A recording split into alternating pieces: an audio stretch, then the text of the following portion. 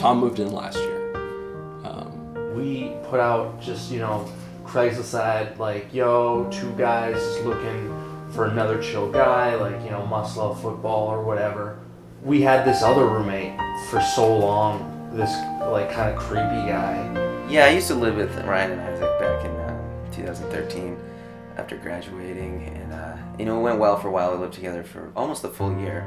I can't really put into words exactly how much he's made our house feel like a home. From, like, the moment he came in with the chill duffel bags, I look over at Ryan and I'm like, this guy is sick.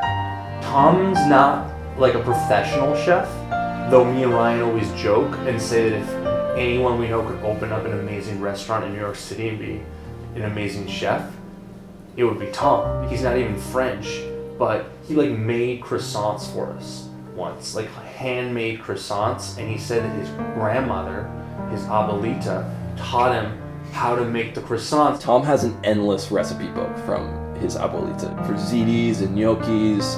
He makes great raviolis, little raviolis. And I'll go across the room like I'm like running for a touchdown, and this is so sick. He'll just throw the raviolis like I'm the receiver. I'm like, I mean, he makes me feel like I'm untouchable. In some ways, it's like having Tom is chill, but he also brings the spirit of his abuelita and kind of the spirit of this outdoorsy woodsman.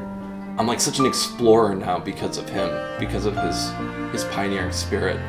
Our apartment has just become so much more wilder, and he introduced this element of wildlife, and we all know we're in the concrete jungle, but he makes it seem like a forest.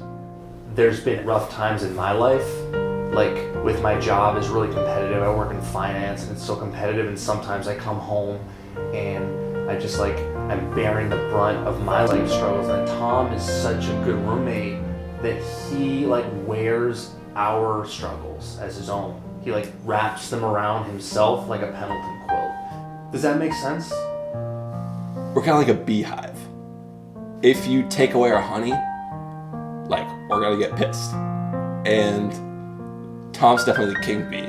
A lot of times I'll be hanging out with Ryan in the apartment and Tom will come in and he's always like, mahalo. And for the longest time, me and Ryan don't speak Spanish, so we didn't even know what that meant. And then he explained to us that it's not even Spanish. It's a Hawaiian term that Hawaiian surfsmen used to use to communicate. We all know, we all do the sign to each other. Just spin that wrist back and forth.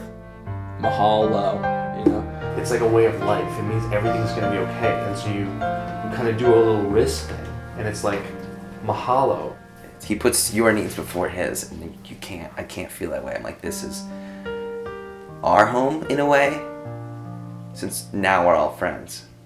I'm hoping once the lease is up and they have a long one, which kind of is like totally bummed me out. They have one of those 16-month leases.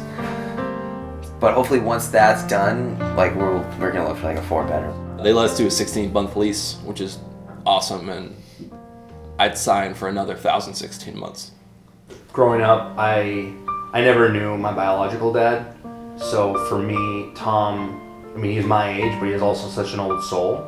I feel like we were just standing around in the dark before, and Tom's like sort of a light or something, I don't know. Tom.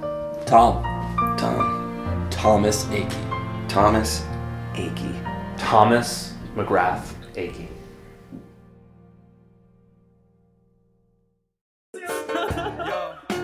Tough boys.